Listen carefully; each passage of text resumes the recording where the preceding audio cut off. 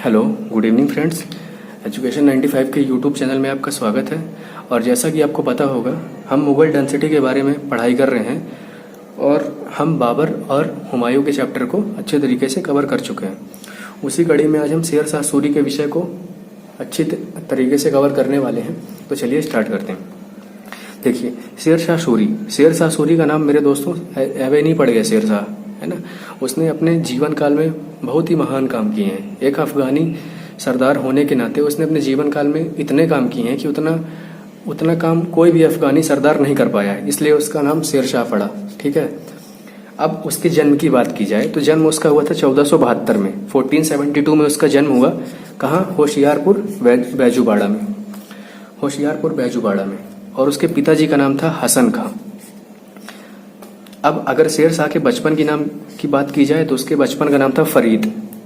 अब जो ये फरीद था, फरीद पढ़ने में बहुत होशियार था। छोटे से ही फरीद बहुत होशियार था, है ना। तो जब वो पढ़ने लगा तो उसको लगा क्यों ना हमको बाहर पढ़ाई की जाए, शहर में पढ़ाई की जाए, है ना। तो उसने एक दिन अपने पिता से लड़ाई कर ली और पिता से लड़ाई करने के बाद वो जौनपुर भाग गया। जौनपुर, उसी जौनपुर की बात कर रहा हूँ मेरे दोस्त, जो आज शिक्षा का केंद्र बना हुआ है ना। अब उसने 3 साल जौनपुर में पढ़ाई की, ठीक है। और 3 साल पढ़ाई करने के बाद उसके पिता की कुछ जागीरदारी थी जौनपुर में।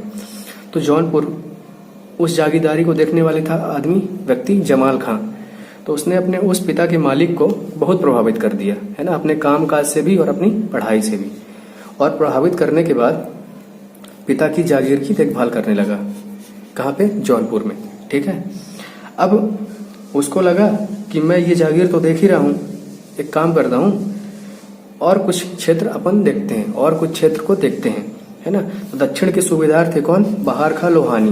बहार खां लोहानी ये जमाल खां के पिताजी हैं, है ना। तो इन्होंने देखा कि जो ये फरीद है, फरीद शेर बड़ा अच्छा मारता है ना। शेर का निशाना इसका बड़ा प्यारा है। तो इन्होंने इसको उपाधि दे दी, कौन सी? शेर खां की। तो यहाँ से एक सवाल निकल के आता है कि शेर खां की उपाधि किसने दी, है ना, शेर शाह सूरी को? तो ये दी बहार खां लोहानी ने, जो कि दक्षिण के एक सूबेदार थे। ठीक है। अब शेर शाह सूरी के द्वारा कुछ लड़े गए युद्धों के बारे में चर्चा कर ले। तो इनके द्वारा जो पहले युद्ध लड़ा गया वो था चंदेरी का युद्ध। क्या? चंदेरी का युद्ध? हाँ दोस्तों, चंदेरी का युद्ध। देखिए, एक्चुअली हुआ क्या था कि चंदेरी का युद्ध जब स्टार्ट हुआ 1528 में, तो ये युद्ध हुआ था मेदिनी राय और बाबर के खिलाफ, है ना। तो जैसे युद्ध स्टार्ट होने वाला था तो बाबर ने शेर शाह सूरी से मदद मांगी। बाबर ने शेर शाह सूरी से मदद मांगी कि भाई तुम एक काम करो, मेरी मदद कर दो। तो शेर शाह सूरी भी सोचा, एक मानव होने के नाते उसने बाबर की मदद कर दी। ठीक है। तो इसके द्वारा पहला युद्ध जो लड़ा गया वो था चंदेरी का युद्ध। दूसरा युद्ध था उसके द्वारा घाघरा, है ना। घाघरा के युद्ध में इसने महमूद लोदी की मदद की इस बार, है ना। इस बार मदद नहीं की बाबर की। ऐसा क्यों? ऐसा इसलिए क्योंकि जब पहली बार लड़ाई हो रही थी, है ना, तो जो अपोजिशन पार्टी थी, मतलब मेदिनी राय थे, मेदिनी राय ने पहली बार तो मदद ही नहीं मांगी और बाबर ने मांग ली। और दूसरी बार जो महमूद लोदी से लड़ाई थी, महमूद लोदी पहले ही अफगानी सरदार था, अफगानी सरदार था। इसलिए शेर शाह सूरी का ये कर्तव्य बनता है कि वो पहले किसकी मदद करे? महमूद लोदी की। इसलिए इसने महमूद लोदी की मदद की। और इसका ये सब करने के पीछे ये भी रीजन था क्योंकि वो सत्ता में आना चाहता था। कौन? शेर शाह सूरी। तो वो देखना चाहता था कि बाबर कैसा है, बाबर के विचार कैसे हैं, महमूद लोदी के विचार कैसे हैं, है ना, ताकि फ्यूचर में मेरे को कोई प्रॉब्लम ना हो और मैं सत्ता में आसानी से आ जाऊं। ठीक, ये थी बात 1529 की। चलिए चलते हैं 1530 में। 1530 में क्या होता है कि ताज खां की हो जाती है डेथ, है ना। ताज खां की हो जाती है डेथ। तो ताज खां की जो विधवा बेगम रहती है, लाड़ मलिका से इसने क्या कर लिया? विवाह कर लिया। और लाड़ मलिका से विवाह करने के बाद इसने चुनार किले की घेराबंदी कर ली, है ना। चुनार को घेर लिया। तो चुनार को जैसे घेरा तो 1530 में पहुंच गया कौन? हुमायूं। 1532 में दोहरिया का युद्ध हो गया। दोहरिया के युद्ध में क्या किया? हुमायूं ने चुनार को घेर लिया। ठीक है। तो चुनार को जब घेर लिया तो शेर शाह ने अपने बच्चे, अपने बेटे को, कुतुब खान शायद नाम था उसका, कुतुब खां को कहाँ भेज दिया? मुगल सेना में, कि जाओ यार, मैंने अब तुम्हारी अधीनता स्वीकार कर ली है और तुम यहाँ से चले जाओ, है ना। उसके बाद 1539 बात आती है 1539 की। तो 1539 में युद्ध होता है चौसा का युद्ध, है ना। चौसा के युद्ध में क्या होता है कि शेर शाह सूरी जो रहता है हुमायूं से जीत जाता है, और हुमायूं से जीतने के बाद उसने शेर शाह की उपाधि धारण की, है ना। तो यहाँ से पेपर में एक सवाल निकल के आएगा कि शेर शाह सूरी ने शेर शाह की उपाधि कब धारण की, तो आप टिक करेंगे क्या? चौसा के युद्ध के बाद, ठीक। 1539 की बात हो गई। अब बात होगी 1540 की। 1540 में होता है बिलग्राम का युद्ध, और बिलग्राम के युद्ध में शेर शाह ने हुमायूं के चारों खाने चित कर दिए, और हुमायूं के भाग का अंत भी इसी युद्ध के बाद हो गया, ठीक। अब शेर शाह सूरी क्या हुआ? सत्ता में आ गए, है ना। शेर शाह सूरी सत्ता में आ गए, और सत्ता में आने के बाद उसने दक्षिण के सूबेदार थे बहार खां लोहानी, है ना, जिसने शेर खां की उपाधि दी है। तो बहार खां लोहानी क्या होता है कि उनकी डेथ हो जाती है, वो मर जाते हैं, है ना। तभी उनकी बेगम का नाम रहता है दूदू बेगम, है ना, विधवा बेगम दूदू बेगम से विवाह कर लिया। और जैसे विवाह किया तो इनके बेटे को पता चला, इनके बेटे का नाम था जमाल खां को पता चला कि मेरी माँ से शेर शाह ने वो शादी कर ली है। तो वो भाग गया बंगाल। तो जमाल खां कहाँ भाग गया? बंगाल। और जमाल खां जैसे ही बंगाल भागा तो वहाँ का शासक था नुसरत शाह को लगा ये भाग किया है, पक्का ही बंगाल में शासन करने आया होगा, और सही बात है, शासन करने आया भी था। तो वहाँ नुसरत शाह ने क्या किया? विद्रोह कर दिया। नुसरत शाह ने विद्रोह कर दिया, तो नुसरत शाह और जमाल खां के बीच में हो गई लड़ाई, युद्ध। और युद्ध हुआ तो जमाल खां ने बहुत मारा, इस बार नुसरत शाह को बहुत मारा, सच बता रहा हूँ, इतनी मार मारी नुसरत शाह सरेंडर हो गए यहाँ पे। और जमाल खां को लगा अरे यार कुछ भी हो, अपने घर में तो शेर थे ही, बाहर आके भी शेर हो गए हैं, और यहाँ पे उनने उपाधि धारण कर ली, क्या? हजरत आला। तो यहाँ से एक सवाल निकल के आएगा कि जो जमाल खां ने हजरत आला की उपाधि कब धारण की? तो आप टिक करोगे क्या? बंगाल में, बंगाल विद्रोह के बाद, ठीक है। अब देखिए वो जो युद्ध हम लोगों ने अभी चर्चा की, वो युद्ध थे सत्ता में आने के पहले। अब सत्ता में आने के बाद के कुछ युद्ध हैं, उनकी चर्चा करते हैं। देखिए पहला युद्ध है गख्खरों से युद्ध। गख्खर से युद्ध होता है 1541 में। एक्चुअली होता यह है कि गख्खर जो रहते हैं वो मुगलों के बड़े प्रिय थे, है ना।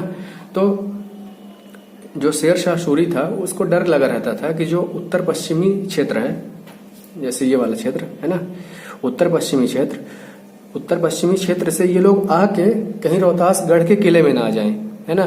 तो उसने सबसे पहले उत्तर पश्चिमी सीमा को कवर करने के लिए रोहतासगढ़ की किलेबंदी की, है ना। तो यहाँ युद्ध हुआ उनसे गख्खरों से। दूसरा युद्ध हुआ इनका बंगाल में विद्रोह। देखिए एक्चुअली क्या था कि शेर शाह सूरी जी थे अब सत्ता में, और सत्ता में जब रहते हैं वो, तो वहां का शासक रहता है खिज्र खां। क्या नाम रहता है? खिज्र खां। थोड़ा लिख भी देता हूँ, खिज्र खां। तो खिज्र खां अपने आप को स्वतंत्र घोषित कर दिया, बोला कि मैं स्वतंत्र हूँ, मेरे ऊपर कोई नहीं है ना। तो इतने में शेर शाह सूरी का मुंह लाल, बोलते हैं ऐसी बात है, मैं आता हूँ, रुको। ये पहुंच गए, कौन? शेर शाह सूरी बंगाल जैसे ही पहुंचे तो इसने सरेंडर कर दिया, खिज्र खां ने सरेंडर कर दिया। और खिज्र खां ने सरेंडर करने के बाद शेर शाह सूरी ने बंगाल में छोटे छोटे जिले बना दिए, और वहां की सेना जो थी छोटी छोटी कर दी, है ना। छोटी छोटी सेना में वहां की सेना को विभाजित कर दिया। तो ये था बंगाल में विद्रोह। तीसरा था मालवा में विद्रोह।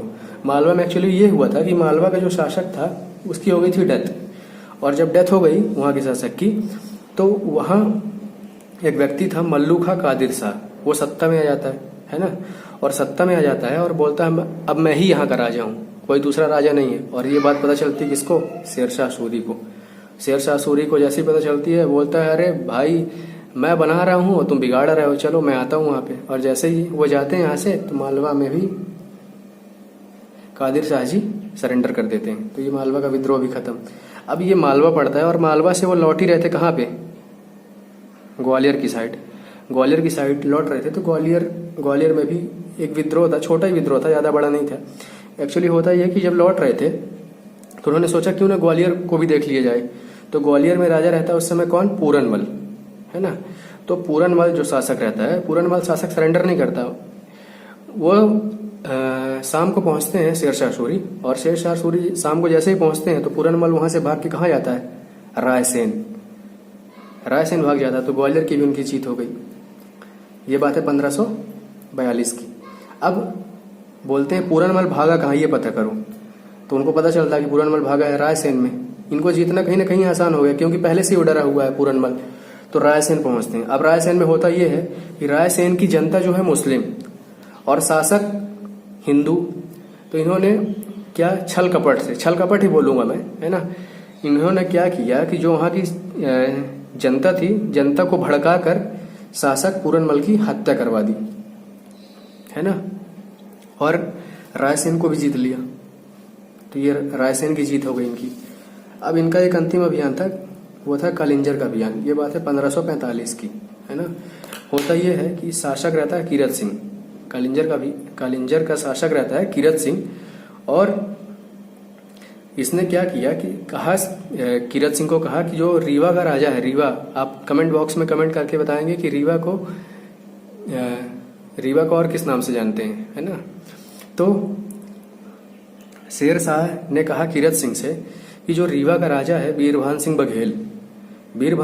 बघेल को तुम अपने पास मत आने देना, अपने में मत मिलाना, है ना।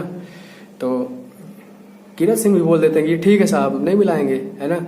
मगर कुछ दिनों के बाद कीरत सिंह और बीरभान सिंह बघेल आपस में बड़े अच्छे दोस्त रहते हैं, बड़े अच्छे मित्र रहते हैं। वो मिला लेते हैं। उनको लगता है कि अरे यार वो कहाँ देखने आएगा यार, वो कहाँ मैं कहाँ, नहीं आया पता चलेगा। फाइनली पता चल जाता है। आपको पता होगा राजा होता है ना, सम्राट होता। तो उनको जैसे ही पता चलता है शेरशाह सूरी को, शेरशाह सूरी कालिंजर के किले में आके धरना प्रदर्शन, बाहर बैठ जाता, निकलो बाहर अब तुम। और 6 महीने लगातार वो इसी किले के बाहर बैठा रहता है। और 6 महीने इसने लगातार घेराबंदी किया, और घेराबंदी किए यहीं पे उसकी डेथ हो जाती है ना। तो यहाँ से शेरशाह सूरी का चैप्टर क्लोज हुआ। अब उसके कुछ शासनकाल में क्या क्या था, जैसे शासन प्रबंध उसका था, उसकी सरकार कैसी थी, है ना, मुद्रा व्यवस्था कैसी थी, ये सारी की सारी चीज़ें हम नेक्स्ट वीडियो में कवर करेंगे। करना तो मैं इसी वीडियो में चाहता था, मगर वीडियो क्या बड़ा हो जाता, तो इसलिए मैंने किया नहीं है। नेक्स्ट वीडियो में कवर करेंगे। आप लोग मैक्सिमम लोगों तक शेयर करें और सब्सक्राइब करवाएं। Thank you so much.